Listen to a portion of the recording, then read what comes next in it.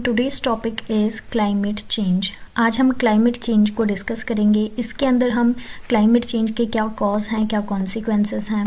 Then next topic है green house gas and global warming. ठीक है, it involves the study of long term changes, मतलब जो हमारा अर्थ का क्लाइमेट है उसके अंदर जो लॉन्ग टर्म चेंजेस आते हैं, ठीक है, उनको हम डिस्कस करते हैं। जैसे ग्लोबल टेम्परेचर का राइज करना, कॉजेज़ ऑफ क्लाइमेट चेंज। जो ये क्लाइमेट में चेंज आता है इसके क्या कॉज हैं। सबसे पहले है deforestation.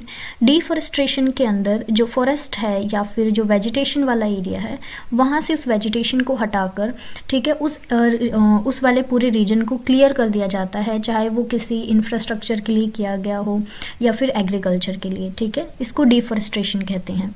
Next is burning of fossils, जैसे कि कोल, ऑयल और नेचुरल गैस।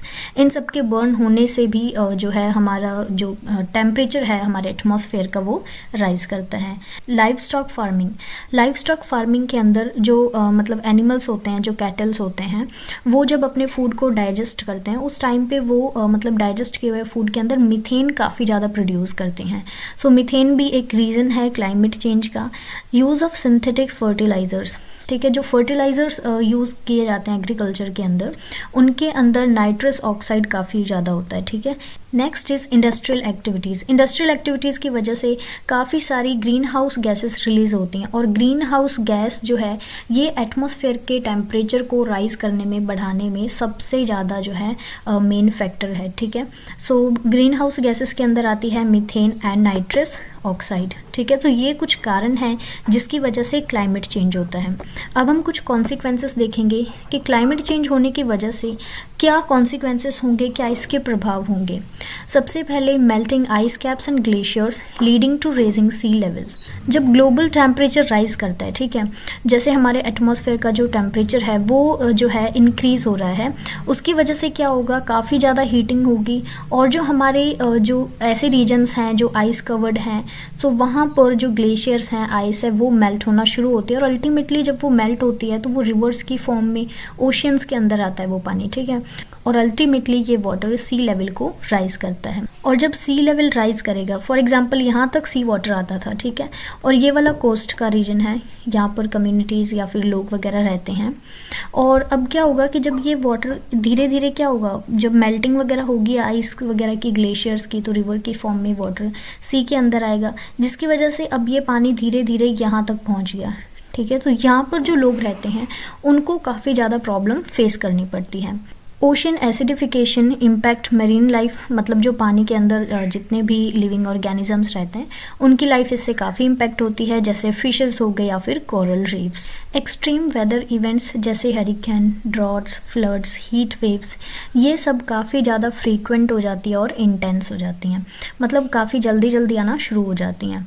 इसकी वजह से एग्रीकल्चर, वाटर रिसोर्स, इंफ्रास्ट्रक्चर और ह्यूमन लाइफ में भी काफ़ी ज़्यादा डिस्ट्रप्शन होता है। ठीक है, सो ये हमने देखे क्लाइमेट चेंज के क्या कारण हैं, देन हमने देखे कॉन्सिक्वेंसेस।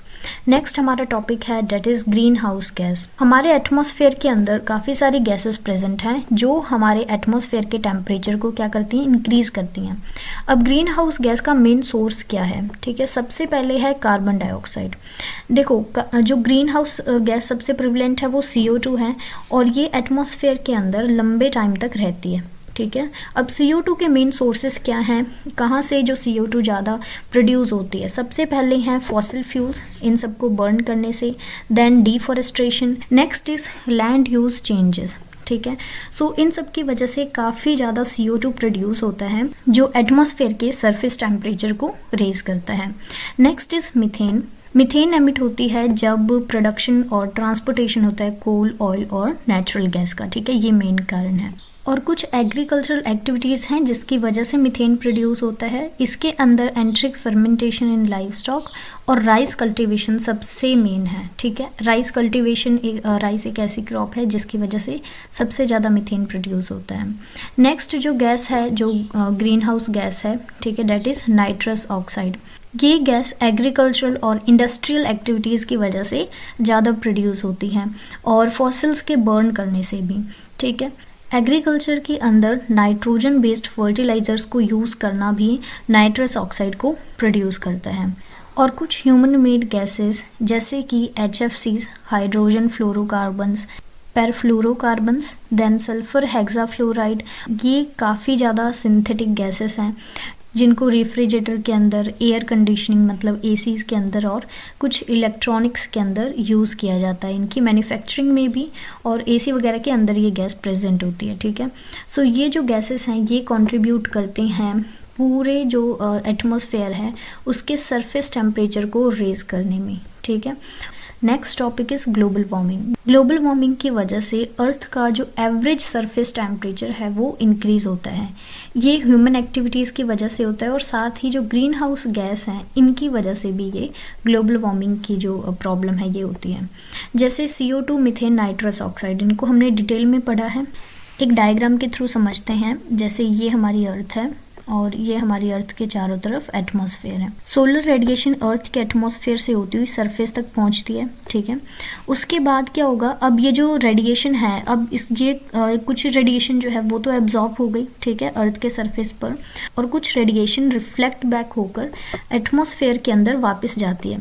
लेकिन कई बार क्या होता है, कई सारी गैस ऐसी प्रेजेंट होती है जिसकी वजह से ये जो हीट है या रेडिएशन है, जिसको हम टेरेस्ट्रियल रेडिएशन कहते हैं, ये अर्थ के सरफेस से वापस मतलब एटमॉस्फेयर से बाहर नहीं जा पाते इन गैस की वजह से, और वो यहीं पर जो है पूरी हीट जो है अर्थ के एटमॉस्फेयर के अंदर इस वाले रीजन में ट्रैप हो जाती है, और जिसकी वजह से जो हमारा एटमॉस्फेयर है वो काफ़ी गर्म हो जाता है, और इसी को हम ग्लोबल वार्मिंग कहते हैं।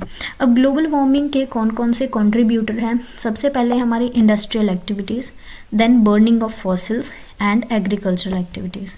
अब ग्लोबल वार्मिंग के कौन कौन से कॉन्सिक्वेंसेस हैं? सबसे पहले है वेदर इवेंट्स। वेदर इवेंट्स इतने ज़्यादा फ्रीक्वेंट और एक्सट्रीम होंगे। वेदर इवेंट्स के अंदर रेनफॉल और साथ ही साइक्लोन्स और फ्लड, ये सारी चीज़ें आती हैं। सो अगर हम फ्लड की बात करें, सो फ्लड जो है वो काफ़ी ज़्यादा या फिर काफ़ी जल्दी आएगी। वो इस वजह से क्योंकि जब ग्लोबल वार्मिंग होगी इसकी वजह से आइस और ग्लेशियर्स वगैरह मेल्ट होंगे, जिसकी वजह से रिवर्स के अंदर जो वाटर है वो इंक्रीज़ होगा और फ्लड है उसके आने के चांसेस इंक्रीज होंगे। एग्रीकल्चरल एक्टिविटीज़ के ऊपर भी इसका इम्पैक्ट होगा, ठीक है। और प्रेसिपिटेशन का जो पैटर्न है वो भी चेंज होगा, मतलब कि रेनफॉल के पैटर्न में चेंज आना, और हमारा जो इकोसिस्टम है और बायोडाइवर्सिटी है इसके अंदर भी काफ़ी डिस्ट्रप्शन होगा, ठीक है। सो ये हमने देखा ग्लोबल वार्मिंग, इसके अंदर इसके कंट्रीब्यूटर और कॉन्सिक्वेंसेस। इससे पहले हमने ग्रीन हाउस गैस को थोड़ा डिटेल में देखा और climate change. So this is the end of this video. I hope you like this video. Comments में ज़रूर बताना और चैनल को सब्सक्राइब कर लेना।